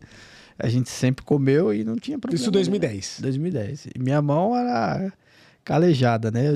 Bom, pra você ter uma ideia, eu gostava tanto, né? Que eu tenho em casa serra, furadeira, eu tenho uma serralheria na minha casa. A gente tem a gente é maluco. E aí, no nosso desligamento, foi um choque, né? Eu sentei com a minha mãe, ela chorou, aí eu sentei com o Raul, né? Pedi perdão pra ele, falar, Raul, eu tô me desligando, né? Mas eu sei que foram muitos anos que eu passei aqui, a gente viveu muita coisa e eu vou tentar uma carreira solo. E não tinha como eu fazer outra coisa, porque ou eu virava serralheiro de novo, concorrente, mas eu não tinha grana porque você, né, não cabe mais no mercado muito, o mercado tá meio seletivo, né? E eu falei, ó, eu vou tentar consultoria, porque e aí eu percebi que eu era um cara muito chucro. Aí eu comecei a estudar, né, o assunto, né? Aí eu me formei, ler bastante, tem que ler mil livros, né? Para poder estudar. Viajei bastante para fora, fui nadar com os tubarões, né? Eu falei, eu preciso peguei know-how de fora, né? Tive uma oportunidade de trabalhar com serralheiros espanhóis. Caraca, em alguns projetos, me deu uma boa visão que a gente está bem atrasado aqui no Brasil. E a Superior, ela foi uma empresa, né, que inovadora, né? Então a gente foi pegando projeto, a gente chegou a ter, sei lá, hoje nós temos mais de 100 projetos em andamento. Em andamento? Em andamento. 100 projetos em andamento? Mais porque esse mês eu bati o recorde. Nós fechamos mais de 16 obras esse mês. Nossa. E obras, olha que tem obra lá que é de deixar o papai babando. Caraca. Então, assim, nós conseguimos um espacinho no mercado, né? Nós não somos líder de mercado, mas a gente está ali brigando ali com a galera de cima. E baseado no quê? Responsabilidade, né? Baseado em competência adquirida através de muito estudo. Eu sou muito CDF, a minha esposa também, a nossa equipe também. Eu passo isso para eles, eu quero que todos eles prosperem, né? Os que saíram de lá, um virou gerente da Eggs, o outro engenheiro da Chuco. Então eu tenho um orgulho disso, porque legal. A gente chegou a pegar esses funcionários, a gente tinha um ateliê, a gente desenhava tudo na mão, no papel manteiga, né? Fachada, unitizada, para treinar o camarada, para na hora que ele sentasse no AutoCAD, ele tivesse domínio de diagramação, de peso gráfico. Ele só não pegar um bloco ali e pronto. Não, nós fizemos um negócio incrível, né? Eu tenho até hoje, acho que a gente tem nesses desenhos, foi uma fase bem interessante. Cara, isso é legal, isso tem que guardar, velho. Tem que guardar. E eu treinava gente crua. Gente absolutamente cara que crua. não sabe nem o que é o alumínio. O único requisito era gostar de desenhar. Caralho. Os meus projetistas. Então, eu tenho a gente tem um bom feeling para captar pessoas que têm esse espírito, né? A empresa passou... Eu tive uma fase de ter muitos projetistas, uma fase que a gente inchou demais, aí eu percebi... Todo mundo passa por isso, né? Aí eu percebi que a gente começou a fazer muita besteira, né, que o custo fixo ficou muito alto, que a margem ficou muito ruim, né? Eu queria copiar uns modelos de mercado aí. Esses modelos não funcionam muito bem. A nossa meta é reduzir custo fixo. Não, mano, trabalhar com o menor recurso possível, entregando o melhor para o seu cliente. Exatamente. Uma filosofia nossa, que eu herdei isso da minha mãe, e hoje ela me castiga por causa disso. Ela fala, caramba, eu fui te ensinar isso. É entregar o nosso melhor. Eu cresci com a minha mãe me dando cascudo e falando isso, né? Ela falava, esse é o teu melhor? Eu lembro que eu não fui um bom aluno, né? Assim, na escola. E ela falava assim, esse é o teu melhor, né? Eu peguei datilografia, enciclopédia. E eu falava, não sei se esse é o meu melhor. Hoje eu sei que eu dou o nosso melhor. A gente entrega sempre a mais para o cliente, sempre no prazo. O orçamento bate hoje. Se eu não entregar hoje, no outro dia de manhã, a gente tem uma velocidade que até assusta os nossos clientes, Aí você fala, meu, tava pronto o orçamento? Como é que vocês já fizeram o projeto e tal? E com muita qualidade. Se você pegar um projeto nosso e abrir, você vai perceber que não foi feito de qualquer jeito. E você vai perceber que tem um DNA ali naquele projeto de quem verdadeiramente conhece. Você vai perceber que ali tem um laboratório por trás. Calço na ancoragem já. Há 8 anos atrás, o que eu fiz? Até por uma questão...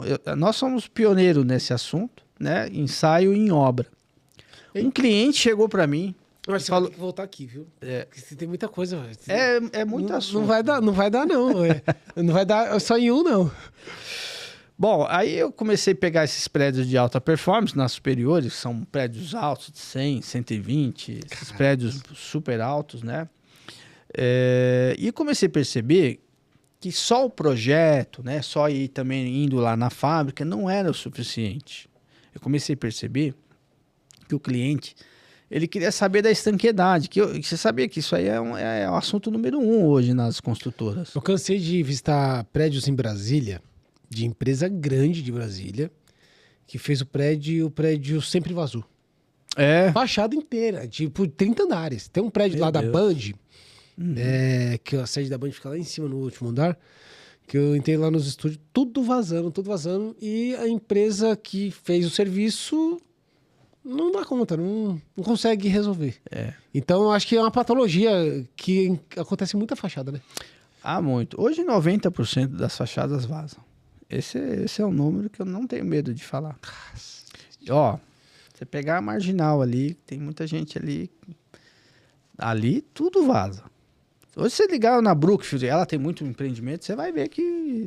o cara vai falar pra você, tá aqui, quase todas vazam. E vazam muito.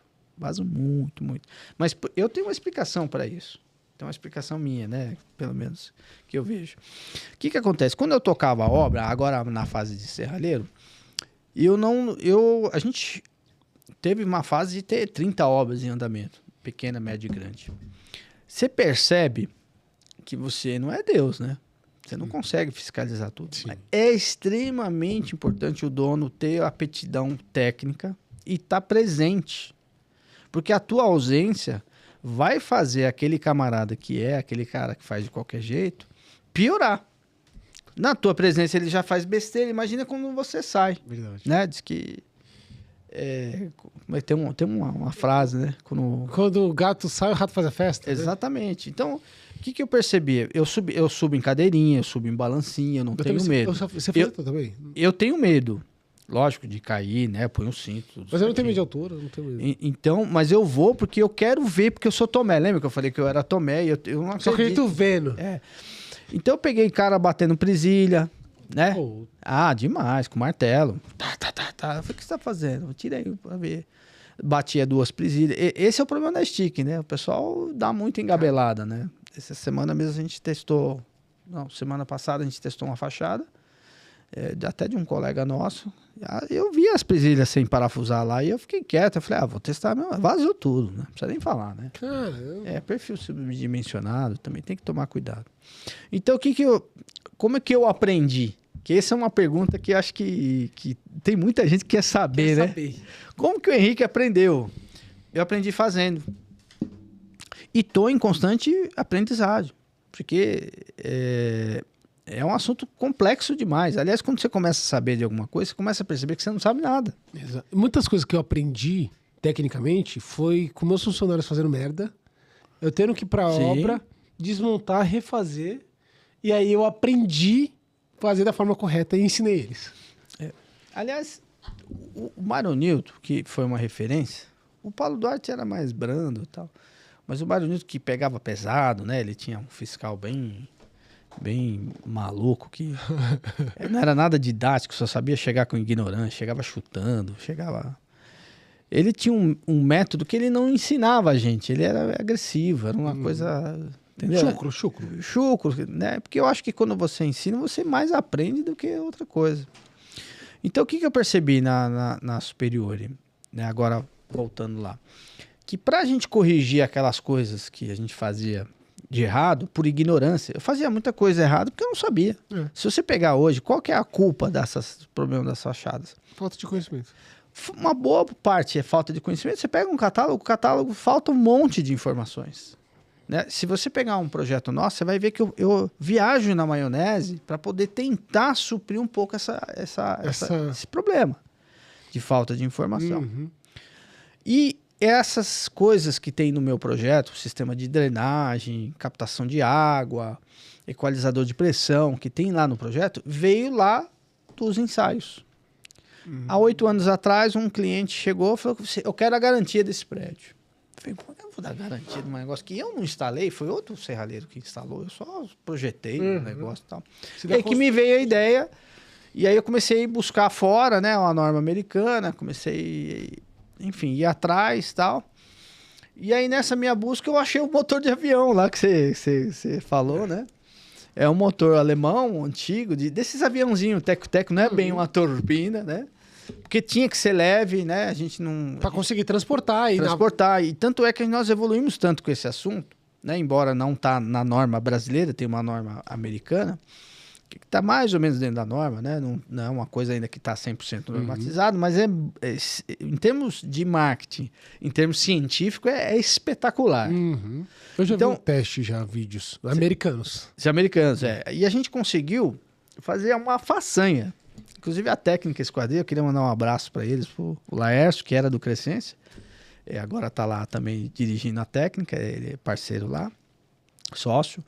Me chamou para testar umas fachadas para ele e foi um puta desafio, porque uma foi em cima de um andaime a 10 metros de altura e a outra foi dentro de um balancinho que não tava no script. Nossa. Eu falei: puta, como é que eu vou acoplar o motor no balancinho? No balancinho que vai... E qual altura esse balancinho? Não, você pode dar 200 metros de altura. Porque o que acontece? Eu consegui dimensionar os equipamentos para subir até 100 metros de altura. As bombas, o peso do motor, o empuxo do motor. Tem um empuxo de mais de 100 quilos, aquilo ali. Tem uma força. Então, assim, como a gente já fez muitos ensaios, né, a gente amadureceu na técnica lá. Foi uma surpresa. Chegou lá, tinha um balancinho a gente estava esperando um andaime. O andaime, o equipamento, ele tem uma inteligência, ele está projetado, ele tem uma mão francesa com um oblongo de meio metro de oblongo. Então eu consigo acoplar ele em qualquer andaime. Caramba, é muito legal. Muito 50 legal. centímetros de ajuste. Aliás, o Lécio me ligou hoje dizendo que tem um ensaio na Bahia. Outra característica nossa é que a gente não tem preguiça. Né? Ponto. Cara, eu tava em Jataí, eu tava em Rio Verde, Goiás. eu tava em Goiás. Aí eu vou pro sul, eu fui pra Balneário, voltei, fui, volto. O pessoal... Então você roda o Brasil inteiro? Eu rodo o Brasil inteiro com essas maluquices. Mas você roda com a turbina também? Com a turbina também. Aí você manda pro transportador? Essa obra que eu fiz no Balancinho foi em BH. Você coloca pro transportador ou dependendo do lugar, você coloca no carro? Eu tenho uma caminhonete e eu tenho um carrinho, como é que chama? Que você É a carretinha. Uma carretinha dimensionada também, porque é um peso para carregar aquilo tudo. E aí fica... E ela fica vibrando e tal. Foi, aliás... Pegar Fernão Dias para Belo Horizonte Fizemos isso. Curva. Fizemos isso com aquela carretinha. Rapaz, foi uma coisa e tanto. Então, assim, essas experiências de mais de 100 ensaios que nós fizemos, eu criei um ensaio por diferença de pressão. O ano passado foi normatizado. A gente estava com stand lá na FESCO. A gente até teve um ensaio por diferença de pressão ao vivo, mostramos esse equipamento. Espero já, o ano que vem, nos próximos anos, o motor já está normatizado, eu vou participar das normas também. A 10821. Eu queria colocar esse ensaio dinâmico, porque o ensaio dinâmico, ele revela algumas coisas muito interessantes. Por exemplo, o Crescense tinha um projeto da Tecnisa, eles queriam ensaiar uma porta de giro com fixo da Terra Metais. Então nós fizemos lá, e tinha um guarda-corpo na frente. Então eles queriam entender como que seria o vento atuando, mas com uma barreira na frente, um guarda-corpo. Rapaz, na hora que eu liguei o equipamento, meu Deus do céu, foi água até... Cacete. Porque na hora que a gente deu 100 km por hora numa sacadinha de 1,5 metro, meu amigo, aquilo faz um turbilhão de água com... É incrível, né? É incrível. E conseguimos solucionar, tá? A primeira porta de giro do Brasil, sem cremona, com um rodinho guilhotino, só que com seca-piso embaixo da porta e outro na frente. Aí conseguiu ser Da Terra Metais. Aliás, eu indico para vocês, viu? A Terra Metais. Então, eu visitei a Terra lá. Esse produto deles, acho que é, se eu não me engano, A40, alguma coisa assim. É uma porta-câmera europeia com uma borracha que vem da Espanha. É incrível, conseguiu passar nesse teste nosso. Foi bem interessante. Então, esses ensaios, essas loucuras que a gente faz, e as obras, visitem o nosso Instagram. Hoje está como consultoria. Se você escrever superior, também sai lá. Você chega lá. Superior com 2P. Com 2Ps. E tem também a Vale. Sigam lá a Vale. Eu não exponho todos os clientes, porque eu tenho muitos ensaios, né? A gente põe só alguns mais antigos e tal.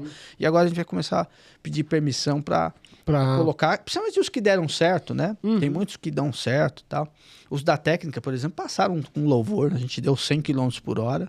Né? Teve até um consultor lá de BH que foi assistir o ensaio. Eles ficaram maravilhados, né? Quando vê os malucos lá de São Paulo com balancinho.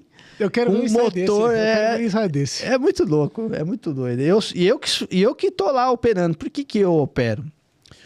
Porque o motor, como ele é estático, ele precisa de uma sensibilidade muito grande do operador. Primeiro que o risco, né? Você tem uma hélice de quase 2 metros de diâmetro, rodando ali a 100 km por hora. Eu tenho medo de botar a pessoa botar a mão lá e tal. Apesar que ele tem uma tela assim, de proteção, ele tá todo certinho. E o motor, ele precisa de uma sensibilidade, porque ele não pode superaquecer, porque ele não tem refrigeração por água, né? Então, ele tem todo um planejamento, e a gente tem um checklist, né? Enfim. E aí, a Superiore, ela traz nos projetos essa tecnologia, que hoje eu chamo de tecnologia porque a gente... no começo a gente não dava muito valor, hoje eu vejo o valor que tem. Tem consultor que chama a gente, né? Para ajudar a resolver os problemas das obras deles. Tem o parceiro, consultor... Então, se você é consultor, precisa de uma parceria aí, a gente criou a Vale justamente para também não expor o consultor, né? Superior. Aqui hoje eu tô com as duas marcas, mas eu vou com a marca que é só de ensaios. E qual que é o plus que a gente leva? Eu consigo, através de vários ensaios, descobrir se é uma patologia da construção civil ou se é de sistema, né, do caixilho, né? Ou se ela é sistemática. Porque às vezes o caixilho... Olha a dica que eu vou dar. Muito desses ensaios feitos no laboratório são batizados. Se você pegar os ensaios... esses dias eu vi uma linha suprema que passaram silicone na escovinha e sentaram lá para poder passar no ensaio, porque não passava no ensaio. Então, às vezes, é até uma crítica que eu faço. Tomem cuidado. Lógico, o laboratório sério, ele vai tirar foto, que eles são malandros também. Ele tira a folha e tira a foto que o cara fez isso. Mas tem laboratório que não pega isso. Tá lá. Esses dias eu recebi um relatório de acústica, né, de um determinado laboratório. Tava todo batizado o caixilho. Na hora que eu vi a foto, tinha lã de pet, tinha não sei o quê, tinha cueca dentro. É um Frankenstein. Meu amigo, passou lá com um RW de 30 dBs, mas vai saber como. Todo vedado. Aí você viu que o projeto não tinha vedação em volta do perímetro do caixilho. O caixilho foi... Eles botaram poliuretano no caixilho e no projeto, porque veio o projeto junto, né? Caraca. Não tinha nada, não tinha nem vedação. Então, esses de alguns laboratórios, eles vêm todo batizado. Vai ter que tomar cuidado. Então, às vezes, eu consigo identificar. Por exemplo, eu fui numa obra esses dias, lá em Goiás, e tinha o serradeiro estava há 3 anos tentando tirar o vazamento do caixilho. Ele não conseguiu. Aí nós chegamos lá, a primeira coisa que eu fiz, o que eu fiz? Bati o nível. No caimento, tava negativo, tava bebendo água, tava desnivelado, tava desaprumado, tava fora de esquadro. Eu falei, meu amigo, o teu caixilho não vai funcionar nunca. Ele tá fora de nível, 5 milímetros, tá fora de esquadro. O contramarco tava desalinhado, porque fora de São Paulo, as construtoras que põem o contramarco, e tem construtora que não sabe pôr. Não sabe pôr. Entendeu? Então o contramarco é o berço de tudo, é onde nasce o problema. O seu Zé vai tomar pinga dele no almoço, na hora que ele volta, coloca mais 20 contramarcos, tudo torto, tudo daquele jeito. Exatamente. Então, assim, a minha trajetória, né, assim, essa trajetória toda é muito bacana. Tem muito sacrifício, tem muito suor, trabalhei muitas vezes doente. Isso ninguém vê, né? O pessoal olha só a parte... Só vê as pingas que nós tomamos, né? Os tomos que a gente leva, ninguém vê. Então, calma aí. Você conseguiu criar a Superiore e aí você viu outro gargalo de mercado que era... Putz, estão pedindo RT disso daí, um laudo. Estão pedindo... Será que essa fachada aqui eu consultei, fiz a consultoria, o cara instalou, será que ela serve? Então depois você chega em certo momento e testa a fachada para o cliente também ter assertividade ali para os condôminos dele, ou os compradores das salas comerciais, enfim. Então você também faz essa ponte ali, atestando que funciona. Através da Vale, né, e lógico do conhecimento que a gente consegue criar uma matriz para descobrir aonde que está o problema. Né? E você consegue achar o problema, se é estrutural, se é sistêmico ou se é de instalação. Exatamente, eu consigo. Lógico que leva tempo. Então tem obra que eu vou, por exemplo, em uma visita, gente, quem faz isso é leviano. Não dá para você descobrir. E fachada, vazamento é terrível. É difícil. Terrível. É difícil. Terrível. E é um problema crônico, né? Você Não, é um problema crônico de empresa grande. Empresa grande. Essas fachadas que vocês verem bonitonas por aí, estão todas vazando. Caraca. Alguém vai falar, pô, eu vou processar esse cara que a minha não vaza. Não é mentira, vaza. É que você não vai lá no dia da chuva. Vai lá conversar. Eu duvido, eu desafio você aqui agora. Pega o teu carro, vai perguntando em cada prédio que tem lá na Marginal, qual que não tá vazando. Você vai se surpreender, porque eu visito essas obras para fazer o orçamento para a Vale. Então, quando eu visito lá, e às vezes a gente desce na cadeirinha, desce no balancinho, a gente olha e fala, meu Deus do céu, tá faltando um monte de coisa aqui. E muito problema de rufo. Tem muito unitizada? Muito. A maioria vaza. Mas porque é o seguinte, o dono mesmo, o proprietário, que às vezes é muito técnico, né? Aliás, é muito importante, quem tá ouvindo a gente, o dono tem que ser técnico. Senão os caras vão passar... Vai passar perna. Vão passar perna em você, vai sobrar material, vão fazer besteira. As empresas que prosperam, os donos são técnicos. É isso. Eu tenho isso na minha mente. Show. Então vou estudar mais e mais. Os donos que são técnicos, eles prosperam bastante no nosso segmento. Que eles começam a entender e dar valor para detalhes que hoje você não dá valor. Né? E a experiência vai trazer isso aí. Sim. Então o que acontece? Quando eu vou ver, eu começo pelos rufos. Rufo de ACM. Gente, ACM não é feito para fazer rufo, é para dar acabamento. Ele não foi feito para ser rufo. Então o pessoal vai descer na corda, né? Tem gente que põe uma madeirinha, mas tem gente que desce ali, estoura todo o rufo. Eu fui numa obra esses dias na Marginal, uma obra gigantesca. Eu fiz vários rufos de ACM. Eu já fiz vários rufos de ACM. É uma merda. Não faço mais. Cara, meus projetistas. Faz de chapa de alumínio, é mais caro. Né? Manda soldar os cantos, bonitinho. Que nem é na Europa. Eu fui para Europa, fui para alguns países. Outro nível. Os caras, os encaixes, por exemplo, o corte 45 já vem pronto. O cara só faz o 90. Caraca. Já vem soldadinho, bonitinho. Aí você foi na Marginal que você falou que você pegou uma obra Cara, eu peguei uma obra gigantesca que eu não posso falar o nome, que vai expor. Olha só o briefing. Falou, cara, eu vedei a fachada inteira e continua vazando. Tá fácil. Posso subir lá? Pode. Subi lá em cima da torre. Cara, quando eu chego lá, o rufo tava destruído. O cara tinha vedado a fachada inteira. Concordo. Esqueceu do rufo. Tava 2 anos lá arrumando a fachada. Nossa. Então eu falei pra ele, cara, eu posso testar a parte que tá vedado, porque isso aí também é um negócio que é importante testar. E você tem que mexer no rufo. Aí eu faço o projeto de rufo pra você. Acabou que ele... Eu não sou muito barateiro, né? Porque essas coisas, sabe como é que é, né? Depois sobra pra gente. Pega, botar a mão em pepino dos outros e tal. Então, às vezes, deixo passar. E a gente conseguiu façanhas muito interessantes. Nós fomos a primeira consultoria que fez as Torres Gêmeas lá de Balneário Camboriú. O Yacht House? O Yacht House. Nós fomos a primeira consultoria, né? Nós tivemos, Caracas. é uma obra muito grande. Aí eles resolveram contratar mais o Crescencio, que também terminou a obra. Né? Mérito dele. Mas eu consegui fechar obras faraônicas. Fechamos o Pininfarina, que foi o da Cirela. Qual Pininfarina? Ali da Leopoldo Couto Magalhães. Eu fiz um Pininfarina, fiz alguns decorados para Cirela e eu fiz um perto do 160. Do 160, né? Você conhece também essa obra. Então a gente conseguiu façanhas muito interessantes, né? A Superior, hoje tem obra Pininfarina, tem obras a gente fez uma obra em Cuba. Caraca. É um projeto de uma fábrica de cigarro. Uma pena que era fábrica de cigarro, mas botamos lá a Câmara Europeia para furacão. O nosso escritório hoje a gente tem engenheiros fera, professor de universidade para fazer cálculo estrutural, elementos finitos.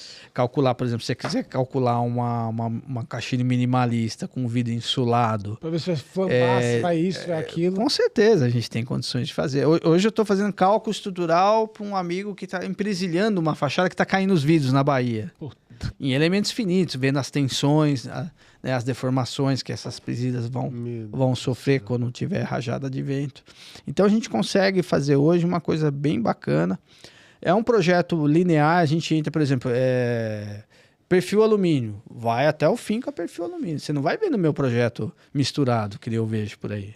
Por quê? Porque eu fui serralheiro, eu sei o trabalho que dá você sair comprando um material na CDA, outro na perfil, outro na Hydra. Gente, quem estiver fazendo isso aí, pelo amor de Deus. Por que o cara faz isso? Porque o banco de dados está pronto, é o copia e cola. Lá no nosso escritório, nós não temos banco de dados. Ah, Rick, você está mentindo. Não, não temos. Se você ligar lá amanhã e perguntar, o pessoal vai te falar. O que a gente faz? Às vezes pega um detalhe de uma porta, tal. Mas eu gosto que um projeto nasça. A gente sempre, quando termina um projeto, a gente faz uma reunião para discutir o que saiu bom e o que saiu errado. Sim. Entendeu? E eu escuto muito o serralheiro, o vidraceiro. Eu sou um cara... Eu sou amigo dos caras. Porque o cara tá lá instalando e fala assim, meu, isso aqui eu não gostei, isso aqui tá... Cara, eu mudei minha forma de pensar o dia que eu vi, né, que esse modelo de fazer a gestão por conflito não funciona. Você tem que ser didático. E aí o que eu sou mais didático ainda é na hora que eu falo pro cara, vamos parar de discutir, vamos testar esse cachimbo.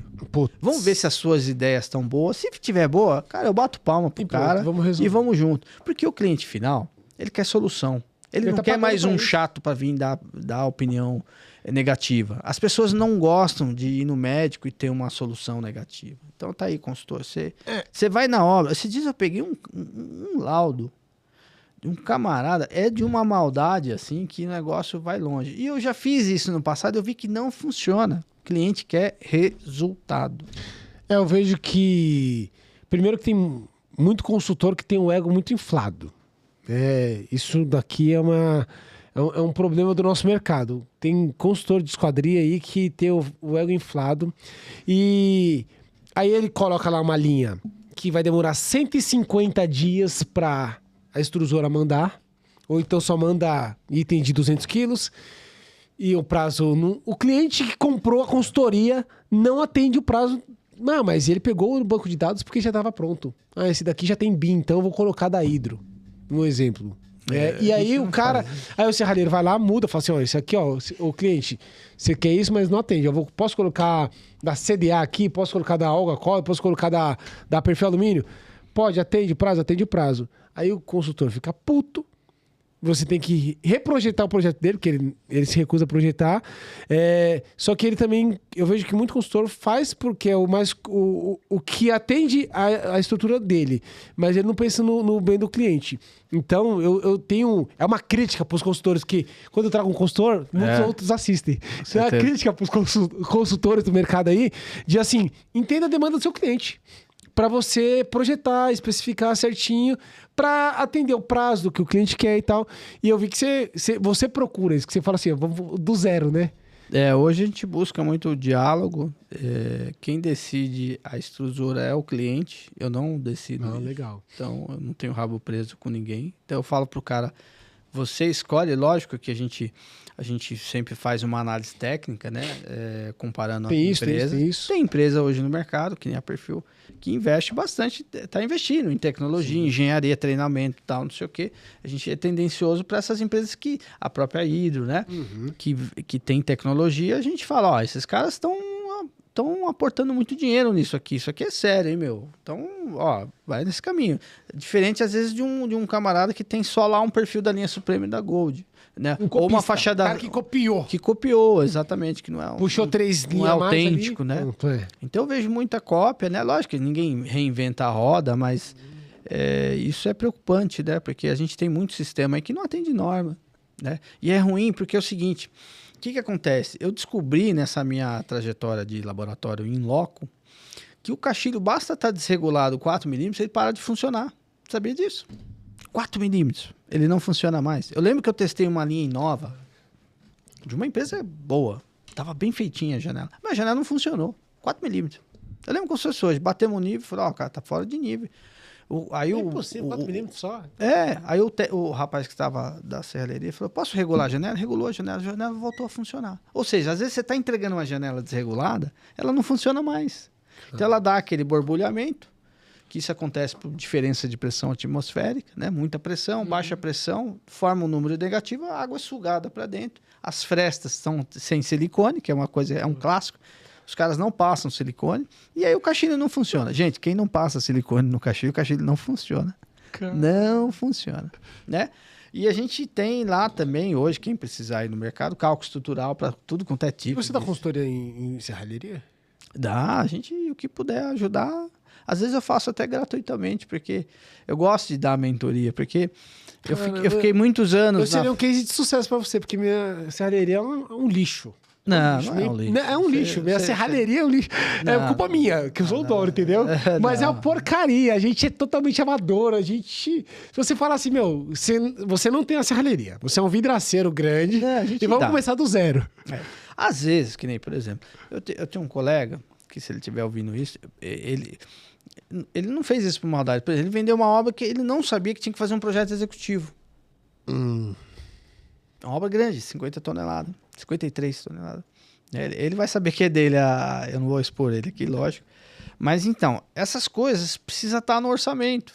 Precisa ter um projeto executivo. Uma planta com todas as ancoragens, por exemplo, é unitizada, né? Com contramarco, bonitinho. Precisa ter projeto, precisa ter lista de corte. Não dá mais para a gente, né, descer na fábrica com um papelzinho e ficar para as obras grandes. Para o dia a dia, uma portinhola, um maxiazinho, ok, uma venezianinha, ok. Não precisa burocratizar tanto. Mas essas coisas, essas obras grandes são importantes. O papel da consultoria, hoje, eu acredito que é ser um pouco didático, né, com as informações, ou bastante didático, dar treinamento, sabe?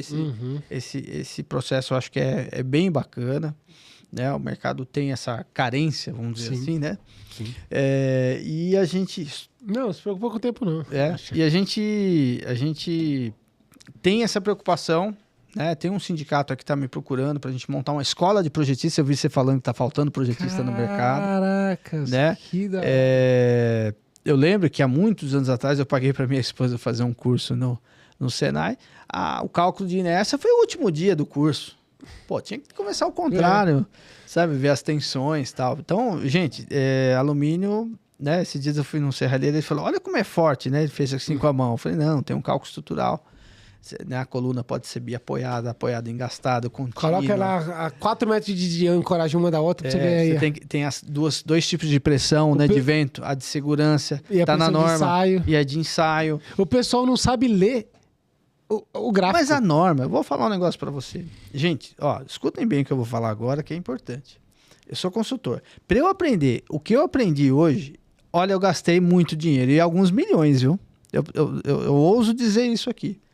Custou muita grana. Contratei muito engenheiro para me ajudar. Contratei até hoje, né? A gente tem lá a nossa equipe. Para poder tentar entender, ler norma. Até hoje eu leio norma. O tempo todo. Leio 10 vezes, se for necessário, porque elas não foram feitas para serem entendidas. Exato. Elas não são didáticas. Eu brigo toda reunião de norma, tanto de vidro como de alumínio, porque assim... o pessoal quer fazer muito bonito. E aí, o texto é muito bonito e ela não é didática, ela não é intuitiva, sabe? A norma de guarda-corpo de 2019, 14718, ela tá com uma confusão de altura de 1,10, que tem que ser 1,10 acima da zona de estacionamento permanente, precário, que tá dando Imagina, você tem uma viga de, sei lá, 600 milímetros. Imagina mais 1,10 para cima. É um absurdo, vira um muro de vidro. Tá? Então, quem fez essa norma, provavelmente, estava preocupado com... Porque norma a gente faz em função de acidentes que acontecem, né? Ou para prevenir acidentes. Então, ela vai ser revisada, tem um estudo acontecendo já. Já tem. E a gente precisa rapidamente... Pra você ter ideia, eu estou projetando uma obra agora, que as vigas têm 700 milímetros. Ixi. E do vidro para dentro do guarda-corpo, como está na norma, dá maior que 100 milímetros. Então tem que ter 1,10. Imagina, 700 mais 1,10. O cliente ficou louco comigo. Eu falei, Henrique, você está ficando louco. Deu tanto bafafá isso aí, que contratei até o Toninho, que era do ITEC, que era do Falcon Ball. Agora tá vendendo... Tá vendendo... negócio pra teste e tal. E aí eu até contratei ele, falei, Toninho, você que gosta de ler norma, vamos ler junto norma, porque você ficou... E a gente chegou a essa conclusão que tá errada a norma. Né? Do ponto de vista da questão estética, né? Eles priorizaram os acidentes, que aconteceu uma série de acidentes, né? E esqueceram que tem viga com 700 milímetros e aquela história dos 100 milímetros da face externa do guarda-corpo até a face interna não tá valendo, porque normalmente os perfis eles têm mais de que 6 centímetros, 7, 8 centímetros, e eles precisam estar centralizados. Por quê? Porque na hora que você faz um ensaio, né, existe um excesso de tensão que acontece ali no concreto, insert, no concreto, que pode romper o concreto. Se você deslocar do eixo. Exato. Né? Principalmente concretos com FCK abaixo de 30 MPa. Então, o que acontece? Hoje o nosso escritório faz essa análise virtualmente. Eu pego o FCK, a armação. Tem cálculo infinito lá. A gente tem. É fantástico. Aí mostra cisalhamento, de onde acontece e tal. As tensões. Legal. O nosso escritório hoje é um dos mais completos do mercado. Né? Eu desenvolvi a linha EcoGrid da Perfil. Você desenvolveu? Em 10 dias nós desenvolvemos aquela linha. Então, assim, a gente tem condições de atender desde de uma extrusora.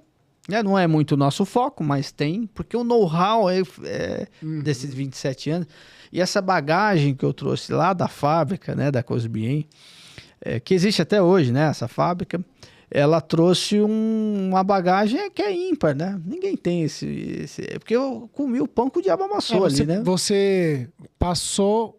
porque eu vejo muito consultor que virou consultor. Veio... Não trabalhou na área. Não colocou a bota, não subiu no balancinho, não instalou vidro. Não comeu marmita no chão com os peão. Outro dia eu vi um rapaz falando, eu bato machikunha e tal. Falei, conversa pra boi dormir, não bate nada. Né? Eu sei o que ele bate, viu?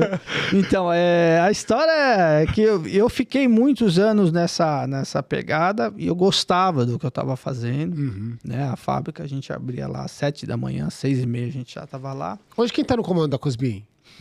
Hoje são meus pais, né? E ela tem funcionários, né? Que cuidam lá. Mas ela ainda tá no comando. Ela faz fachada ainda ou faz... Faz bastante. Faz? Eles têm... E ela não quer se aposentar, não? Querem, inclusive, já me cantaram umas 10 vezes. Mas eu tô nessa... Você tá fugindo de obra, né? Obra é problema, né? A construção civil, ela tá chata, né? Ela tá, assim, confusa, né? Os projetos estão com muitas revisões, né?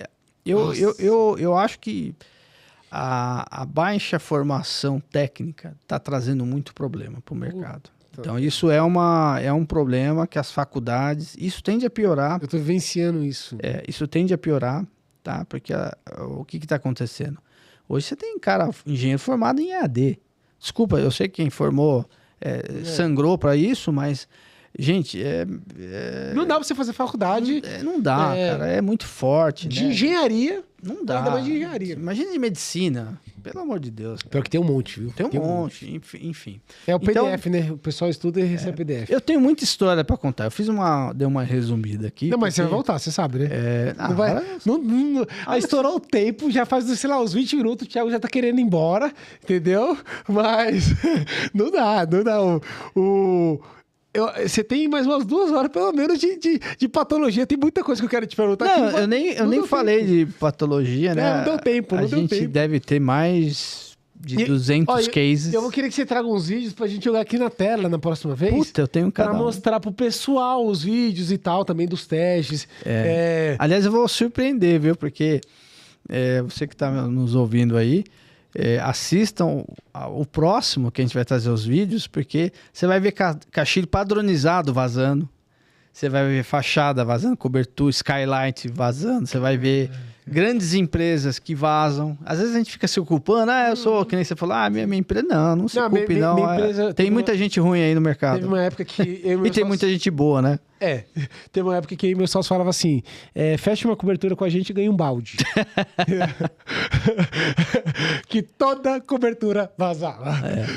Normal. O negócio era tenso. Normal. Henrique, mais uma vez, tô grato, tô feliz demais. A hora passa muito rápido. Eu vou agradecer o pessoal que tá aqui na tela, passando aqui, mas eu vou querer que você dê as suas considerações finais e uma dica também pro pessoal aí que tá na área e tal, tá no mercado, né? Tiagão, vou dar um agradecimento aqui pro pessoal, tá? Agradecer a PV Beneficiadora, nosso amigo de Tapetininga, Vinícius, da PV Beneficiadora, o Instagram aqui deles. Vidro laminado, temperado, vidro serigrafado, vidro insulado, o cara que tem uma qualidade de acabamento, de entrega, de empresa. Aos temperadores que tem uma temperatura, que é uma zona, vai lá no Vinícius, na Beneficiadora lá. Ele abre a porta para vocês aprenderem o processo. Ele tem pouca pessoa e faz muito com o que ele tem lá. Ideia Glass também, o cara que colocou na cabeça dos arquitetos um produto que todo arquiteto especifica lá, o Box Elegance, Érico e Miguelzão. Miguel também vai visitar aqui o nosso podcast, então valeu também, obrigado pelo apoio. Arbax Rebolos, do nosso amigo Flávio, que tem a mola Action, que tem aquele tira risco de vidro, tem broca diamantada, a nossa Singip lá, aquela lapidadora também que a gente tem lá na nossa empresa, a gente tem os rebolos da Arbax. Então, obrigado Flavião. Bergo Odontologia, nosso cartão postal é a nossa boca, né? Então, cuidar dos dentes, eu vejo um monte de vidraceira aí sem o atacante, sem as laterais, né? Então, o pessoal tem que cuidar da aparência, né? Pra você conseguir grandes obras, você tem que se portar, né? Ele não pode andar mais igual o serralheiro andava. O Henrique deu um exemplo aqui hoje, né? Comia com a mão suja. Não, o Henrique, eu vejo o Henrique só tá, eu falo assim, eu quero um blazer azul, assim, porque o negócio é chique, é fino. Piazza Recrutamento, aquele cara que acha o vidraceiro e serralheiro, aquele cara que não tá na Cato, o Alexandre acha, então, ó, tá aqui, ó, Piazza, Alexandre Recrutamento, e Scavone Engenharia, nosso técnico de segurança do trabalho, técnico de engenheiro também de construção civil. A nossa empresa no CREA tá registrado com o Enzo, então o Enzo que cuida da gente lá e também ele pode fazer um terceirizado para vocês. Beleza? Agora, Henrique, essa é a primeira passagem, você vai ter a segunda passagem aqui, porque tem muita história para contar ainda. E eu queria que você passasse aí, desse um recado, olhasse para a câmera lá, falasse do mercado, falar pro vidraceiro, pro serralheiro, falar pro cara que acha que consultoria não é necessário. Então, fica à vontade, o microfone é seu. Bom, o assunto é bem complexo, né? A gente tem a parte de cálculo estrutural, talvez você não conheça. Tem a parte dos ventos, que é uma outra ciência, bem complexo, né? É um assunto que eu estudo muito. O cara não sabe o que é mapa de isopletas, ele não sabe ainda. Então, tudo tem um porquê, né? Tudo que você está pegando aí, usinando, montando, né? Esse recado aí para quem... Foi feito um cálculo lá atrás, né? Foi feito um cálculo, a gente faz ensaios para que funcione, né? O projeto é todo pensado para facilitar, né? Ele não é absoluto, mas ele funciona. Então, o papel do consultor é também ser um professor, né? Isso eu acho importantíssimo, né? Ovacione aí quem dá aula. Eu acho incrível é um legado, né? Dar aula é um legado. Você ganha nada e tem que passar conhecimento, mas você aprende, né? Então, quem precisar de ensaios, desenrolar uma obra que está há muitos anos com problema, e você que é consultor também, a gente tem uma parceria. Tem parceria com grandes consultores aí do mercado. A gente desenrola, a gente ajuda através da ciência. A gente cria uma matriz de trabalho para poder descobrir. Que nem eu dei um exemplo de um amigo que estava sofrendo 3 anos, achando que o problema era no caixilho e o problema era na alvenaria dele, no contramarco que estava mal instalado. Bom, eu acho que se você quer ser uma empresa de sucesso, né, o sucesso ele é doloroso, ele não é fácil, né? No mundo da esquadria e do vidro, eu acho que ser técnico é fundamental, porque o conhecimento ele é libertador, ele tem poder, né? Ele pode te levar a lugares que você nunca imaginou, né? Eu, quando vou fazer uma venda, né, que nem eu falei lá, eu vendi o prédio da Pininfarina em 30 minutos. Porque é através do conhecimento, né? Então, isso é muito importante. Se você quer ter sucesso... eu não sei. Vamos buscar conhecimento. Nós temos um trabalho de dar mentoria gratuitamente algumas pessoas, lógico, pessoas especiais, né, que queiram, né? Tem gente que quer alugar a gente. Mas tem fome de crescimento. Tem fome, mas não está disposto a pagar o preço. Mas se você estiver disposto a pagar o preço, depois a gente pode entrar em contato com a gente, tem os nossos contatos aí nas redes sociais. Eu faço esse trabalho de ensaio, também é um legado que a gente quer deixar no mercado. Legal. Né? É muito libertador. O ensaio na obra é diferente do laboratório. Os dois são importantes, mas o da obra revela o que foi instalado, a forma como foi instalado, a pressa, né? Revela uma série de problemas que no laboratório são ocultados, né? Porque a gente vai lá mais preparado para isso. Então a gente tem hoje esse legado, né? Que a gente quer deixar para o mercado de ensinar e aprender, né? Porque afinal de contas a gente aprende e morre burro. E quanto mais a gente ensina, mais a gente tá aprendendo também. Com certeza. Então, cara, obrigado. Obrigado mesmo por ter aceitado o convite. O que fica de hoje, pessoal, eu vejo que é qualidade, respeito, comprometimento, estudo. É tudo que esse cara aqui aprender na prática para você conseguir comandar e liderar a equipe, ser exemplo também. Então, tudo que você falou aqui hoje é uma metodologia que, se você seguir, você vai conseguir alcançar o sucesso. Essa daí é fato, não tem por onde errar. É o que eu ouvi nos outros episódios também, e eu repito, né? Você trabalhar 16 horas, a pobreza não vai chegar em você, entendeu? Então, tem que trabalhar duro, tem que estar disposto a sofrer as dores também, porque sair da zona de conforto, né? Eu falei que se ele for lá na minha empresa, ele vai esculachar, porque vai mesmo. Vou não. Tá sendo modesto. E eu tenho que ter a humildade de falar assim, eu preciso melhorar mesmo.